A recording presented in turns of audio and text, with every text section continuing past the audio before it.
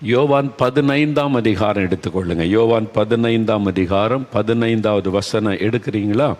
புதிய ஏற்பாட்டில் 150வது பக்கம் எடுத்துக்கொள்ளுங்க. யோவான் 15ஆம் அதிகாரம் 15வது வசனம். இயேசு அங்கே தன் சீஷர்களை பார்த்து ஒரு வார்த்தை சொல்கிறார். இனி நான் உங்களை ஊழியக்காரர் என்று சொல்லுகிறது இல்லை. ஊழியக்காரன் தன் எஜமான் செய்கிறதை அறிய மாட்டான். நான் உங்களை சிநேகிதர் என்றேன். ஏனெனில் என் பிதாவினிடத்தில் நான் கேள்விப்பட்ட எல்லாவற்றையும் உங்களுக்கு அறிவித்தேன் அப்படின்னு இயேசு சொல்கிறார்.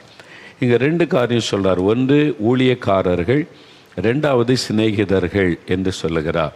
நாம் கடந்த நாட்களில் இயேசுவுக்கு நமக்கும் உள்ள உறவு ஐக்கியத்தை குறித்து தியானித்து கொண்டு வருகிறோம். நிறைய பேர் புதுசாக இயேசுவை ஏற்றுக்கொண்டு இப்போ தான் பைபிள் வாசிக்க ஆரம்பிச்சிருக்கிறீங்க, ஜெபிக்கிறீங்க, ஊழியங்களை பற்றி தெரிந்து கொள்ள ஆரம்பிச்சிருக்கிறீங்க. அதனால் நான் இந்த காரியத்தை உங்களுக்கு சொல்லுவது உங்களுக்கு பிரயோஜனமாக இருக்கும்படி ஆவியானவர் உங்களோட பேச சொன்னார். ஒன்று, தேவனுடைய பிள்ளை நீங்கள் இயேசுவை உள்ளத்தில் ஏற்றுக்கொள்ளும் போது, பாவத்தை விட்டு மனம் திரும்பி ஏற்றுக்கொள்ளும் போது தேவனுடைய பிள்ளை என்கிற அனுபவத்தை பெற்றீங்க. தைரியமாக நீங்கள் சொல்லலாம், நான் தேவனுடைய பிள்ளை, மை சைல்ட் ஆஃப் காட், இயேசு கிறிஸ்துவனுடைய பிள்ளைன்னு தைரியமாக சொல்ல முடியும் அந்த அனுபவம் பெற்றவர்கள். 2வது, தேவனுடைய புத்திரர்கள், சன்ஸ் அண்ட் டாட்டர்ஸ் ஆஃப் காட்னா பரிசுத்தாவின் நிறைவை பெற்று ஆவியானவரால் வழி நடத்தப்படுகிறவர்கள்.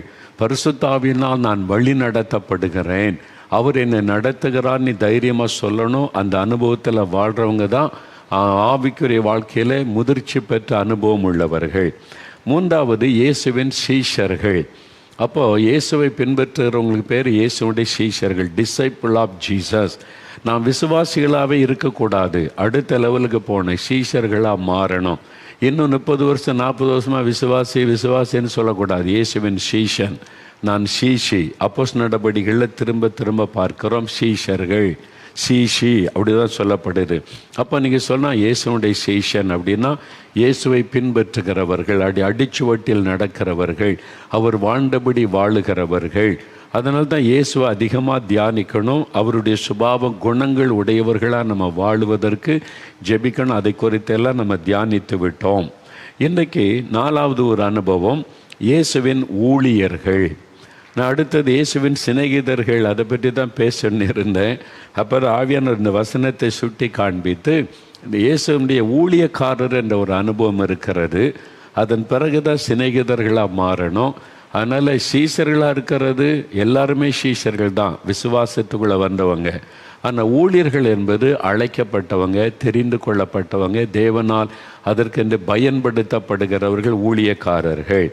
அப்போ இந்த ஊழியர்கள் என்று நிறைய பேர் இருக்கிறாங்கல்ல. இப்போ பாஸ்டர்மார்கள் அவங்க தேவனுடைய ஊழியர்கள், என்னை போல் சுவிசேஷகர்கள் ஊழியக்காரங்க, தீர்க்கதரிசிகள் ஊழியக்காரங்க, நல்ல டீச்சிங் பண்ணுறவங்க ஊழியக்காரர். இதில் டிஃப்ரெண்ட் சில்ட்ரன்ஸ் ஊழியம் செய்கிறவங்க இருக்காங்க, யூத் மினிஸ்ட்ரி செய்கிறவங்க இருக்கிறாங்க, கிராம ஊழியம் செய்கிறவங்க இருக்கிறாங்க, விதவிதமான ஊழியம் செய்கிறவங்க, ஏராளமான பேரை பார்க்குறோம்ல, மிஷினரிகளாக ஊழியம் செய்கிறவங்க. இது மாதிரி வித்தியாசம் நிறைய ஊழியர்களை பார்க்குறோம்ல. இவங்களை குறித்து உங்களுக்கு தெரிஞ்சிருக்கணும். அதை பற்றி நம்ம அறிந்து கொள்ள வேண்டியது அவசியம்.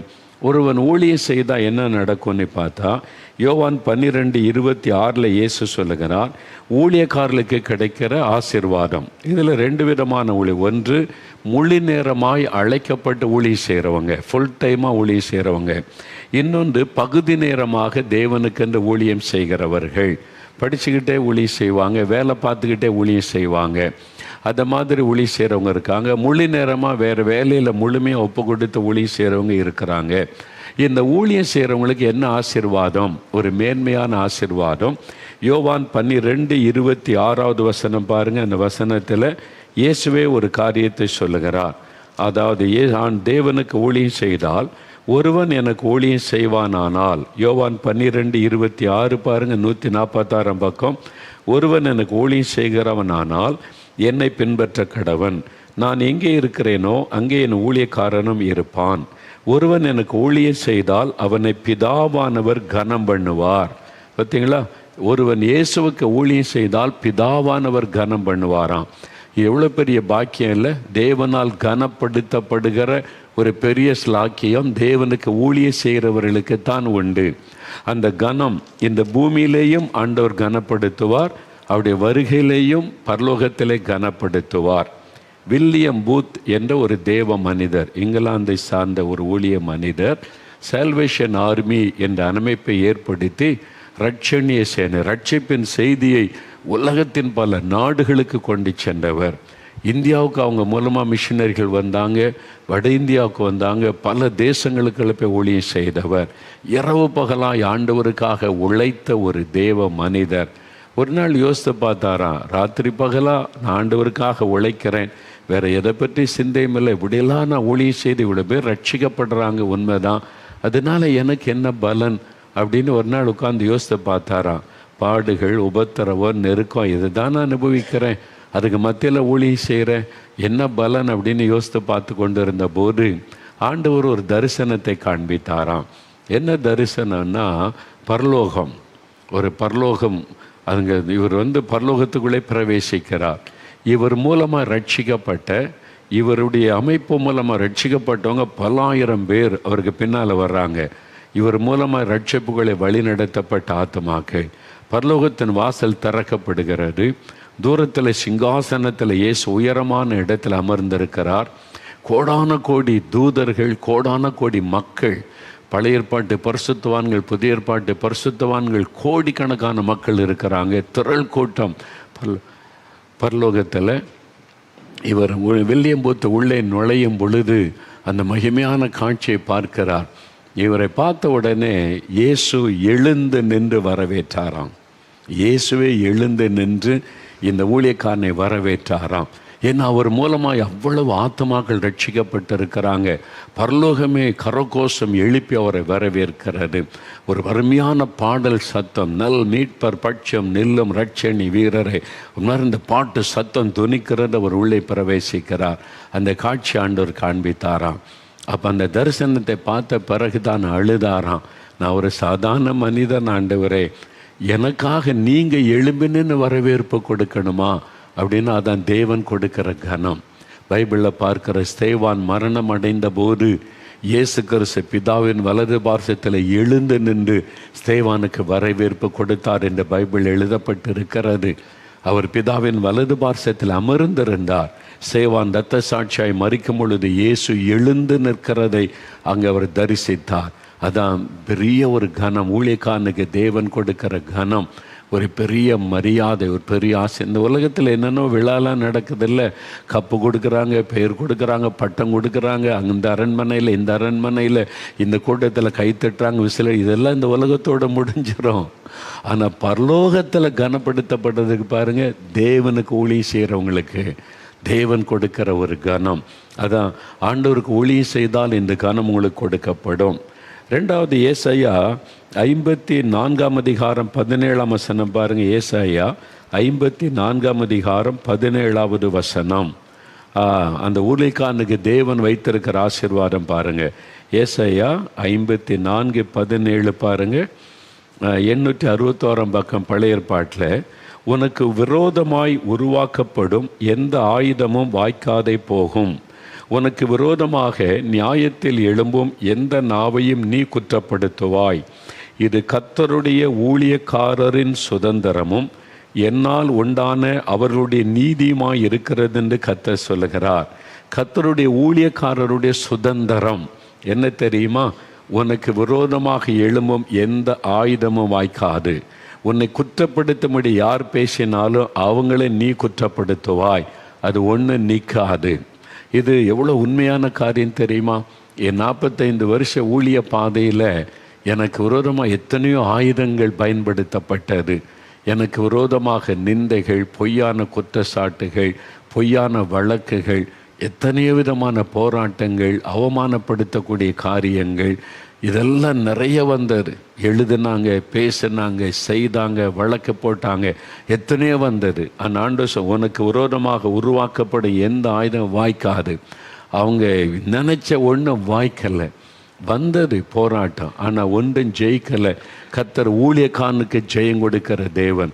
உங்களுக்கு விரோதமாக எந்த ஆயுதம் எழும்பினாலும் உங்களை தொட முடியாது, சேதப்படுத்த முடியாது. எத்தனை பொல்லாத மனிதர்கள் எழும்பினாலும் உங்கள் மேலே கை வைக்க முடியாது. தேவ சித்தம் இல்லாமல் தொட முடியாது. நான் ஏற்கனவே சொல்லியிருக்கிறேன், நான் வட இந்தியா ஊழியத்தை பெற 3 முறை மரணத்திற்கு எனக்கு 1 அடி தூரம்தான் இருந்தார். அவ்வளவு மத தீவிரவாதிகள் துரத்தி கொண்டு வந்தாங்க, கொலை செய்ய வந்தாங்க, பட்டயத்தோடு வந்தாங்க. ஆனால் ஆண்டவர் தொட விடவில்லை. அந்த மாதிரி கர்த்தர் பாதுகாத்தார். இரத்த சாட்சியாய் மரிக்க யாரையாவது குறித்திருந்தால் அவங்கள மட்டும்தான் தொட முடியும். ஸ்தேவான் இரத்த சாட்சியாய் மரிக்க தேவனால் தெரிந்து கொள்ளப்பட்டதுனால் அந்த மரணத்திற்கு ஒப்பு கொடுக்கப்பட்டார். அது மாதிரி தான் அந்த அப்போஸ்தலர்கள் சில இரத்த சாட்சியாக மரித்தாங்க. அவங்க அதுக்குன்னு அழைக்கப்பட்டவங்க.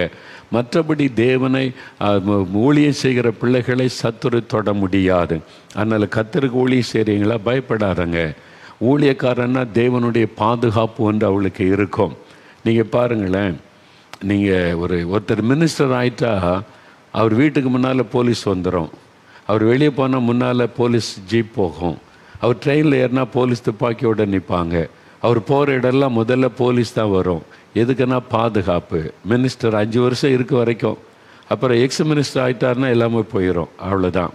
அந்த நாள் வரைக்கும் ஒரு உலக பிரகாரமாக ஒரு மாநிலத்தில் ஒரு மினிஸ்டருக்கு அவ்வளோ பாதுகாப்புன்னா, நம்ம பரலோகத்துக்கு வேலை செய்கிறவங்க, பரலோகத்தின் தேவனுக்கு ஊழியம் செய்கிறவங்க, கோடான கோடி தூதர்கள், பிரம்மாண்டமான தூதர்கள் இருக்கா. மிகாவேல் தூதன் ஒரு ஆள் இறங்கினா போதும், லட்சக்கணக்கான பேரை சோலியை முடிச்சிடும். அந்த மாதிரி வல்லமை பெற்ற தேவ தூதர்கள்லாம் கர்த்தர் வைத்திருக்கிறார். கண்ணால் பார்க்க முடியாத அவங்களெல்லாம் அந்த பாதுகாப்பை, அவங்களுடைய பாதுகாப்பை தேவன் தருவார். ஒரு ஊழியத்துக்கு அழைக்கப்பட்டு கர்த்தர்களை வந்துட்டா தேவன் அவனுக்கு கொடுக்குற பாதுகாப்பு வித்தியாசமானது. ஈஸியாக டச் பண்ண முடியாது, ஈஸியாக அவன் மேலே கை வச்சிட முடியாது. தேவன் எல்லாத்தையும் கவனித்து கொண்டே இருப்பார். அதனால் அதுதான் தேவனுடைய ஊழியக்காரனுக்கு தேவன் கொடுக்கிற பெரிய பாக்கியம். நீங்கள் ஊழியம் செய்தால் இந்த பாதுகாப்பு உங்களுக்கு உண்டாகும். ஆண்டவருக்கு ஊழியம் செய்ய அர்ப்பணிச்சிங்கன்னா தனிமையாக விட மாட்டார். நீ போய் சுவிசேஷத்தை அறிவி, நான் இங்கே இருக்கிறேன் சர்ச்சுக்குள்ளே இயேசு சொன்னாரா? சுவிசேஷத்தை அறிவி, உலகத்தின் முடிவு பரியந்த சகல நாட்களில் நான் கூட இருப்பேன். ஒரு கிராமத்துக்குள்ள சுவிசேஷம் அறிவிக்க போனால் தனிமையாக நீங்கள் போவதில்லை. இயேசு வந்துட்டால் தேவதூதல் வருவாங்க. அப்போ ஒரு பெரிய சேனை உங்களுக்கு பாதுகாப்பாய் வருகிறது என்பதை முதல்ல மறந்துறாருங்க. அப்போ இதுதான் ஊழியக்காரனுக்கு தேவன் கொடுக்கிற ஒரு பெரிய கனம், ஒரு பாதுகாப்பு. அதனால் அவனு எத்தனை மந்திரவாதம் பண்ணட்டும் பலிக்காது. இப்போ எனக்கு விரோதமாக எவ்வளோ மந்திரவாதம் பண்ணுறாங்க தெரியுமா? அது எனக்கு அங்கே நான் ஜெபிக்கும் போது ஆண்டவர் காமிச்சிருவார். எங்கே செய்கிறாங்க, எந்த மாநிலத்தில் செய்கிறாங்க, எந்த எல்லையில் செய்கிறாங்க, எத்தனை பேர் செய்கிறாங்க, அதை கூட தரிசனத்தில் காமிச்சிருவார். இவ்வளோ பேர் உட்காந்து பண்ணிக்கிட்டு இருக்கா மந்திரவாதம். அவன் ராத்திரி முழுதும் போடுற மந்திரவாதம் ஒன்றும் அசைக்காது. நம்மள நிம்மதியை தூங்கி எழும்பி ஒளி செய்து கொண்டே இருக்கிறோம். பலிக்காது. உனக்கு விரோதமாய் உருவாக்கப்படும் ஆயுதம் பலிக்காது. அவங்க எத்தனை ஆயுதத்தை பயன்படுத்தட்டும், எத்தனை மந்திரவாதத்தை பயன்படுத்தட்டும், நீங்கள் கர்த்தருடைய சித்தத்துக்குள்ளே நின்னீங்கன்னா உங்களை தொட முடியாது. அதனால தான் தேவ சித்தத்துக்குள்ளே நிற்கணும். ஆண்டவர் சொல்கிறத மட்டும் செய்யணும்.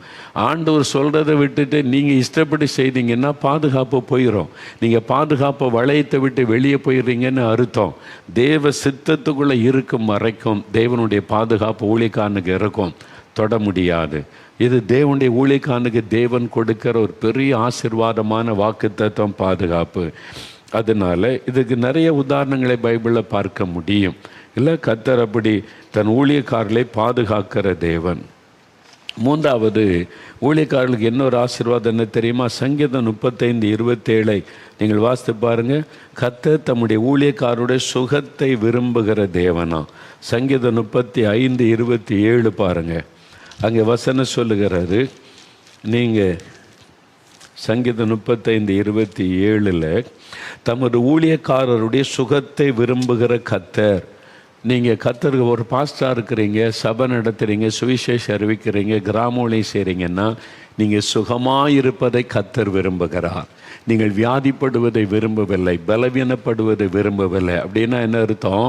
அவர் உங்களுக்கு நல்ல சுகம் கொடுத்து நடத்து. இது ஊழியக்காரருடைய சுதந்திரம். ஆண்டவரே, நம்முடைய ஊழியக்காரன் நீங்கள் என்னை சுகமாக வச்சுருக்கணும்னு சொன்னால் அவர் சொல்லுவார், எனக்கு தெரியும், என் ஊழியக்காரனை நான் சுகமாக வைக்க எனக்கு தெரியும்னு தேவன் பாதுகாப்பை கொடுப்பார். பாருங்கள், எவ்வளோ அக்கறை உள்ள தேவன் தெரியுமா? நம்ம பரலோகத்திற்கு, அரசாங்கத்துக்கு வேலை செய்கிறோம். ஒரு கவர்மெண்ட் ஆஃபீஸர்னா பாருங்களேன், ஒரு மினிஸ்டர் ஆகிட்டாரு, சிக்கானா ஜப்பான் வரைக்கும் அனுப்புகிறாங்க, அமெரிக்கா அனுப்புகிறாங்க. ஏன்னா அவர் வந்து மினிஸ்டர், அவரை பாதுகாக்கணும்னு கோடிக்கணக்காக பண செலவு பண்ணி தனி விமானத்தில் அனுப்பி கவர்மெண்ட்டே பொறுப்பெடுக்குது, பாதுகாக்கணும். ஒரு கவர்மெண்ட்டு பொறுப்பெடுக்குது. நம்ம தேவனுடைய கவர்மெண்ட்டுக்கு ஊழியம் செய்கிறோம், பரலோக கவர்மெண்ட்டுக்கு ஊழியம் செய்கிறோம். பாஸ்டராக இருந்தாலும், எவாஞ்சலிஸ்டாக இருந்தாலும், மிஷினரியாக இருந்தாலும். அப்போ பரலோகம் தானே பொறுப்பு உங்களுக்கு. பரலோக கவர்மெண்ட் உங்களை பொறுப்பெடுக்கும், தேவன் பொறுப்பெடுப்பார். ஆண்டவர் சொல்லுவார், உங்களுடைய நீங்கள் அதை விசுவாசித்து ஜெபிச்சிங்கன்னா அந்த ஆசீர்வாதத்தை சுதந்திரித்து கொள்ள முடியும். அதை விசுவாசிங்க. ஆண்டவரே, நான் சுகமாக இருப்பதை விரும்புகிறீர், வசனம் சொல்லுது. அப்போ நான் உங்களுடைய ஊழியக்காரன், நான் சுகமாக இருக்கணும்னு ஜெபிக்கணும். டாக்டர் பாலி அங்கிச்சோ ஒரு தேவனுடைய ஊழியக்காரர், பெரிய சபைக்கு பாஸ்டர். அவர் வந்து இரவு பகலாக ஊழியம் அப்படி தான். அப்போ வந்து கொஞ்சம் வியாதிப்பட்டு பலவீனப்பட்டு விட்டார். ஓய்வில்லாமல் ஊழியம் செய்ததுனால சரீரத்தில் கொஞ்சம் பாதிப்பு. அப்படி பிள்ளைகள் பார்த்தாங்க, அப்பாவை நம்ம பாதுகாக்கணும், இந்த மாதிரி இவங்க ஊழியன்னு அலைஞ்சா அவங்கள நம்ம இழந்துடக்கூடாதுன்னு சொல்லி கட்டாயப்படுத்தி அவர் வந்து ஜப்பான் நாடு, கொரியாவிலேருந்து தென்கொரியா, அவர் வந்து பக்கத்தில் ஜப்பான் நாட்டில் பிரபலமான ஒரு ஆஸ்பத்திரி டாக்டர்கிட்ட அப்பாயின்மெண்ட் வாங்கி கூப்பிட்டு போயிட்டாங்க. அவங்க வந்து அவர் வந்து ஸ்கேன்லாம் பண்ணி பார்த்தா 2-3 மேஜர் மிஸ்டேக் உள்ளுக்குள்ளே இருக்குது. பாதிக்கப்பட்டுட்டு லங்ஸில், ஹார்ட்டில் ஏதோ முக்கியமான உறுப்பு பாதிக்கப்பட்டுட்டு உடனே ஆப்ரேஷன் பண்ணணும். அவங்க அப்பா கவனிக்காமல் விட்டாங்க, டேஞ்சர் ஜோனில் இருக்கிறாங்க, செய்யணுன்னு டாக்டர் ஆப்ரேஷன் பண்ணிடுங்கன்னு பிள்ளைகள் சொல்லிட்டாங்க. தேதி குறிச்சிட்டாங்களா? பாலிங்கிச்சோக்கிட்ட சொன்னேன்னு இல்லை எனக்கு 1 வாரம் டைம் கொடுங்க, நான் கொரியாவுக்கு போகிறேன், 1 வாரம் டைம் கொடுங்க, அப்புறம் வந்து நான் ஆஸ்பத்திரிக்கு வரேன், ஆப்ரேஷன் பண்ணி கொள்ளலான்னு சொல்லிட்டார். அவங்க பிள்ளைகள் வற்புறுத்துறாங்க, இல்லை முடியாது, எனக்கு 1 வாரம் டைம் வேணும்னு சொல்லிட்டாரு. நேராக தென்கொரியா வந்துட்டாங்களா? அவருக்கு ஒரு ப்ரேயர் ரூம் இருக்குது, அதாவது ப்ரேயர் மவுண்டனில் பாலியங்கச்சிக்குன்னு ஒரு ரூம் இருக்குது. நான் போய் பார்த்துருக்கேன். அதில் ஒரு சேர் இருக்கும், பைபிள் வைக்கிறக்கு இடம் இருக்கும், அதெல்லாம் நான் பார்த்துருக்குறேன். அந்த ரூமில் தான் அவர் ஜெபம் பண்ணுவாராம். அவர் போய் உட்காந்து ஆண்டவர்கிட்ட போய் பேசினார். ஆண்டவரே, நம்முடைய ஊழியக்காரன், நீர் என் சுகத்தை விரும்புகிற தேவன் தானே, அப்படி தானே பைபிளில் இருக்குது. என்ன ஆப்ரேஷன் பண்ணணுன்றாங்க, ரொம்ப டேஞ்சருன்றாங்க, நான் உமக்கு ஊழியம் செய்கிறேன், நீர் ஏன் என்னை குணமாக்கலை? உரிமையாக கேட்டார் ஆண்டவர்கிட்ட. ஆண்டவர் சொன்னாராம், நீ என் ஊழியக்காரன் தான், நான் உனக்கு சுகம் கொடுக்க ஆயத்தமாக இருக்கிறேன், நீ ஏன் கேட்கல? நீ கேட்டால் தானே நான் செய்வேன், நீ கேளு, அது உன்னுடைய உரிமை, நீ என் ஊழியக்காரன், நீ சுகமாக இருக்கணும்னா நீ கேளு, நான் உனக்கு தருவேன்னு சொன்னாராம். இப்போ கேட்குற ஆண்டவரே, நான் உன்னுடைய ஊழியக்காரன், நான் சுகமாக இருக்க விரும்புகிறீல்ல, என்னை சுகமாக்குங்க, வியாதிப்பட்ட உறுப்பெல்லாம் சரிப்படுத்துங்க இயேசுவின் நாமத்தினால. அவர் காத்திருந்து சில நாள் ஜெபம் பண்ணார். ஜெபம் பண்ணிவிட்டு அடுத்த வாரம் பிள்ளைகள் கூட்டிகிட்டு போயிட்டாங்க மறுபடியும் ஜப்பானுக்கு. இது அவரே சொன்னார். நான் வந்து ஒரு சமயம் இஸ்ரேல் தேசத்தில் உபவாச ஜெபம் கான்ஃபரன்ஸ் வச்சுருந்தார் பாலியங்கிச்சோ, அப்போ போயிருந்தேன். அந்த மீட்டிங்கில் அவரே சொன்ன ஒரு காரியம் நான் அதில் கேட்டேன், அந்த கூட்டத்தில் இருந்தேன். அவர் சொன்னார், பிள்ளைகள் கூப்பிட்டு போயிட்டாங்க ஜப்பானுக்கு. திருப்பி டாக்டர்கிட்ட போனால் ஆப்ரேஷனுக்கு எல்லாம் ரெடி பண்ணால், இல்லை திருப்பி ஸ்கேன் எடுங்கன்றார், செக் பண்ணுங்க. இல்லைங்க, போன வாரம் தானே எடுத்தோம், ரிப்போர்ட் என்ன இருக்குது, அதெல்லாம் இல்லை, இப்போ எடுங்க திரும்ப, அப்போ தான் நான் சம்மதிப்பேன்னு சொல்லிட்டார். சரி, இன்னொன்று எடுத்துருங்க பரவாயில்லன்னு சொல்லி திரும்ப ஸ்கேன் பண்ணால் எல்லாம் நார்மல், ஒரு பிரச்சனை இல்லை. டாக்டர்ஸுக்கு மூளை குழம்பிட்டு, போன வாரம் 1 வாரத்துக்கு முன்னால் ரிப்போர்ட் இது, இப்போ பார்த்தா ஒன்றுமே இல்லை, எப்படி, என்ன நடந்துச்சு, நீங்கள் எந்த டாக்டரை போய் பார்த்தீங்க, என்ன ட்ரீட்மெண்ட் எடுத்தீங்க? அவர் சிரிச்சுக்கிட்டே சொன்னார், பெரிய டாக்டர் ஒருத்தர் எனக்கு தெரியும், அவர்கிட்ட போய் சந்தித்து கன்சல்ட் பண்ணிவிட்டு வந்தேன், அதுக்கு தான் டைம் கேட்டேன்னு சொல்லி சிரிச்சாராம். நல்ல சுகம், ஆப்ரேஷனே தேவையில்லை, கொண்டு போங்க, நல்லா இருக்கான்னு சொல்லி அனுப்பிட்டாங்க. நீங்கள் உரிமையாக கேட்டு பெற்றுக்கொள்ள முடியும். நீங்கள் ஊழியக்காரராக இருந்தால் கர்த்தருக்கு உண்மையும் உத்தமாக ஊழியம் செய்தால் தான். சோம்பேறியும் பொல்லாத ஊழியக்காரனாக இருந்தால் நீங்கள் கேட்க முடியாது. உண்மையாக ஊழியம் செய்தால் ஆண்டவர்கிட்ட போய் உரிமையாக கேட்கலாம். நம்முடைய ஊழியக்காரன், நம்முடைய வசனம் சொல்லுது, இதான் ஊழியக்காரருடைய சுதந்திரம், உரிமையாக கேட்கலாம். ஓரல் ராபர்ட்னு அமெரிக்காவில் ஒரு பிரபலமான ஊழியக்காரர். அவர் மூலமாக சுகமானவங்க ஆயிரக்கணக்கான பேர். அவர் கை வச்சு ஜெபிச்சா இப்படிப்பட்ட வியாதி குணமாகிறோம். தேவன் அவ்வளோ வல்லமை பயன்படுத்தி இருக்கு. அவர் மூலமாக லட்சக்கணக்கான பேர் சுகம் பெற்றிருக்கிறாங்க, நிறைய ரட்சிக்கப்பட்டிருக்கிறாங்க. அவருடைய வயசான சமயத்தில் ஒரு சமயம் ஒரு வியாதிப்பட்டுட்டார். வியாதிப்பட்ட போது ஆண்டவர்கிட்ட போய் ஜெபம் பண்ணார். ஆண்டவரே, நீர் என்ன பயன்படுத்தி நிறைய பேரை குணமாக்குகிறீர். இப்போ எனக்கு இந்த வியாதின்னு சொல்கிறாங்க, டாக்டர்ஸ் பெருசாக சொல்கிறாங்க, இந்த மாதிரி சிக்னஸ்ஸு ஆப்ரேஷன் பண்ணணும் கஷ்டம்லாம் சொல்கிறாங்களே, என்ன ஆண்டவரேன்னு சொல்லி கேட்டாராம். அப்போ ஆண்டவர் சொன்னாரா, உனக்குரிய சுகம், உனக்கு உரிமை இருக்கிறது. உன் மூலமாக எவ்வளோ பேர் சுகம் பெற்றிருக்காங்கல்ல, உன்னுடைய அக்கௌண்ட்டில் இருக்குது. அது பரலோக அக்கௌண்ட்டில் நீ இத்தனை பேர் உன் மூலமாக நன்மை பெற்றிருக்காங்க, இத்தனை பேர் உன் மூலமாக சுகம் பெற்றிருக்கிறாங்க, இத்தனை பேர் உன் மூலமாக ரட்சிக்கப்பட்டிருக்காங்கன்னு உன் அக்கௌண்ட்டில் இருக்குது அந்த ஆசீர்வாதம் பரலோகத்தில். கேட்டு பெற்றுக்க அப்படின்னு ஆண்டவர் சொன்னாராம். அது வரைக்கும் அதை நினைக்கல. நேர ஆண்டோட, ஆண்டவரே எனக்கு உரிமை இருக்கிறது, நான் உம்முடைய ஊழியக்காரன், என்னை பயன்படுத்தி இத்தனை பேருக்கு நீங்கள் சுகம் கொடுத்தீங்க, இத்தனை பேரை குணமாக்க ரட்சிக்க என்னை பயன்படுத்தினீங்க. இப்போ என் ஆசீர்வாதத்தை எனக்கு தாரும், இயேசுவின் நாமத்தில் என் சுகத்தை எனக்கு தாருன்னு ஜெபிச்சார், சுகமாயிட்டு. அவ்வளோதான், ரொம்ப சிம்பிள். ஊழியக்காரங்களாக இருக்கிறவங்க அப்படி உரிமையாக ஜெபம் பண்ணி சுகத்தை நீங்கள் பெற்றுக்கொள்ள முடியும். இது ஊழியக்காரருடைய சுதந்திரம். நான்காவது ஒரு ஆசீர்வாதம் என்னன்னா, 104 சங்கீதம் 4 ஆண்டவர் தம்முடைய ஊழியர்களை அக்னி ஜுவாலையாக்குகிறார் அப்படின்னு வசனம் சொல்லுறார். அக்னி ஜுவாலை, நெருப்புக்கு முன்னால் ஏதாவது நிற்க முடியுமா? அவ்வளோதான். நெருப்பு எரிஞ்சுக்கிட்டே இருந்ததுன்னா ஒன்று நிற்க முடியாது, இரும்பு கூட உருக்கி விடும். அந்த மாதிரி நெருப்பு. ஊழியக்காரன் அக்னி ஜுவாலை. எந்த பிசாசு நிற்க முடியாது, எந்த மந்திரவாதமும் நிற்க முடியாது, எந்த பில்லிஸ்வனியும் நிற்க முடியாது, எந்த சாத்தானுடைய கிரியைகளும் நிற்க முடியாது. தேவன் அப்படி ஊழியக்காரனை அக்னியாய் பயன்படுத்துவார். அதனால தான் அந்த ஊழியக்காரனை பார்த்த பிசாசு பயப்படுது, வியாதி விலகி ஓடுது. இயேசுவின் நாமத்தை சொன்னோன்னு வியாதி போகுது. பாருங்கள் எவ்வளோ பெரிய ஸ்லாக்கியில் ஊழியக்காரங்களுக்கு. நீங்கள் பிசாசு பிடிச்ச ஒரு ஆளை கூப்பிட்டு போங்க அமெரிக்க ஜனாதிபதி கிட்ட, I am a president of America, you devil go out அப்படின்னு சொன்னால் போகுமா? நான் அமெரிக்கா ஜனாதிபதி, பிசாசை இவனை விட்டு போனால் போகுமா சொல்லுங்கள்? போகாது. அதுவே ஒரு கிராமத்தில் ஊழி செய்கிற ஏழை ஊழியக்காரன் இயேசு நாமத்தில் போன பிசாசு போயிடும். அமெரிக்க ஜனாதிபதி சொன்னாலும் போகாது, எந்த நாட்டு தலைவர் சொன்னாலும் போகாது. ஒரு ஏழை ஊழியக்காரன் இயேசுவின் நாமத்தில் சொன்ன பிசாசு போயிடும். நான் அமெரிக்க ஜனாதிபதி சொல்கிறேன், இந்த நாட்டின் பிரதமர் சொல்கிறேன், கேன்சர் வியாதியை வெளியேறு, இது என் நாட்டு மக்கள் சொன்னால் போகுமா? போகாது. ஆனால் ஒரு ஏழை ஊழியக்காரன் இயேசுவின் நாமத்தில் கேன்சர் வியாதி விலகுன்னா போயிடும். யோசித்து பாருங்க, எவ்வளோ பெரிய ஸ்லாக்கியம் ஊழியக்காரங்களுக்கு. ஊழியக்காரனுக்கு தான் அந்த அதிகாரம். ஆண்டவருக்கு ஊழிய செய்கிறவங்களுக்கு தான் அந்த அதிகாரம் கிருபை கொடுக்கப்பட்டு இருக்கிறது. யாருக்குமே இல்லாத ஸ்லாக்கியம் இல்லை. அப்போ தேவனுக்கு ஊழியம் செய்வது எவ்வளோ பெரிய பாக்கியம். நீங்கள் பாடுகளை மட்டும் பார்க்காதுங்க, பாடு வரும், நிந்தை வரும். ஆண்டவர் அப்படி தான். ஊழியக்காரன்னா பாடு, கல்லெறிவாங்க, காய்ச்ச மரம் கல்லடிப்படும்ல. உங்களை யாராவது திட்டலைன்னா தான் நீங்கள் சரியான ஊழியக்காரன் இல்லைன்னு அர்த்தம். உங்களை 4 பேர் திட்டினா நீங்கள் சரியாக ஊழியம் செய்ய ஆரம்பிச்சிருக்கீங்கன்னு அர்த்தம். அவ்வளோதான். பொய்யா சொன்னால் உட்காந்து பேசிக்கிட்டே இருப்பான், திட்டிக்கிட்டே இருப்பான். அப்படின்னா என்ன அர்த்தம்? பிசாசு உங்கள் மேலே கோபம் கொண்டு பொல்லாத ஆட்களை எழுப்பி, பிசாசனுடைய தூதர்கள் அவங்கெல்லாம், அவங்க வேலையை ஊழியக்காரங்களை திட்டுறது தான். என்ன, பிசாசுக்கு ஏஜெண்டுகள் அவர்கள். அவங்கள வச்சு என்ன செய்ய முடியும்? அதனால் ஊழியக்காரனை பார்த்தா பிசாசு கோபம். அது மாதிரி பாடுகள் இருக்கும், உபத்திரம் இருக்கும். பாடு உபத்திரம் இல்லாமல் ஊழியம் கிடையாது. ஆனால் எவ்வளோ பெரிய ஸ்லாக்கியம். நான் போய் நின்று இயேசுவேன்னா உடனே என்ன மகனேன்னு கேட்க சொல்கிறாரு. எவ்வளோ பெரிய பாக்கியம். யாருக்கு அந்த ஸ்லாக்கியம் கிடைக்கும்? நீங்கள் திறப்பின் வாசல் ஜெபத்தில் தேசத்துக்காக ஜெபிக்கணும். அப்போ எழும்பி நின்னா இயேசு நிற்கிறார். மகனே, நான் வந்திருக்கிறேன், ஜனங்களுக்கு அற்புதம் செய்ய போகிறேன், இந்த மக்களுக்காக ஜெபம் பண்ணேன். பலத்த அற்புதங்களை செய்தார். இன்றைக்கு அவுட்ஸ்டாண்டிங் மிராக்கிள்ஸ் இன்றைக்கு நடந்தது. யாருக்கு அந்த ஸ்லாக்கியம் கிடைக்கும்? ஒரு ஊழியக்காரனுக்கு தான் அந்த பாக்கியம். நீங்கள் ஊழியம் செய்தால் ஆண்டவரே உம்முடைய ஊழியக்காரன் வந்திருக்கிறேன்னா எஜமானனாய் நிற்பா, என்ன வேணும் மகனேன்னு கேட்பார். அந்த ஸ்லாக்கியம் யாருக்கு உண்டு? ஊழியக்காரனுக்கு தான் அந்த உரிமை. அதனால் தான் முழு நேரம் ஊழியக்காரங்களுக்கு தான் அந்த பாக்கியம்.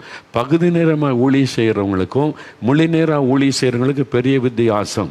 பகுதி நேரமாக ஊழியம் செய்கிற, முழு நேரமாக நீங்கள் ஊழியத்துக்கு ஒப்பு கொடுத்து உண்மையாக இருந்தீங்கன்னா எப்பவும் இயேசு உங்கள் சமீபமாக இருப்பதை நீங்கள் பார்க்க முடியும். நீங்கள் நினச்ச உடனே அவர் பதில் கொடுப்பார், நீங்கள் கேட்ட உடனே பதில் கொடுப்பார். அந்த ஸ்லாக்கியம் தேவனுக்கு ஊழியம் செய்கிறவங்களுக்கு கிடைக்கும். அதனால் உங்களுடைய பிள்ளைகள் ஊழியத்துக்கு அழைக்கப்பட்ட சந்தோஷமாக அனுப்புங்க. ஆண்டவர் உங்களை ஊழியத்துக்கு நீ வான்னு கூப்பிட்ட சந்தோஷமாக ஒப்பு கொடுத்துருங்க. ஆனால் அவர் அழைக்காமல் வந்துடாதுங்க. சும்மா பேருக்கு பணம் சம்பாதிக்கிற ஊழியக்காரன் ஆனீங்க, உங்களை மாதிரி சபிக்கப்பட்டவங்க யாருமே இருக்காமல் போயிடும். சும்மா பணத்துக்கும் புகழுக்கும் ஊழியக்காரன் ஆகாதுங்க. உண்மையான அழைப்பை பெற்று ஆத்மா பாரத்தோடு இயேசுவுக்காக ஊழியத்தை ஒப்பு கொடுத்தீங்கன்னா நீங்கள் பாக்கியவான்கள், பாக்கியவதிகள்.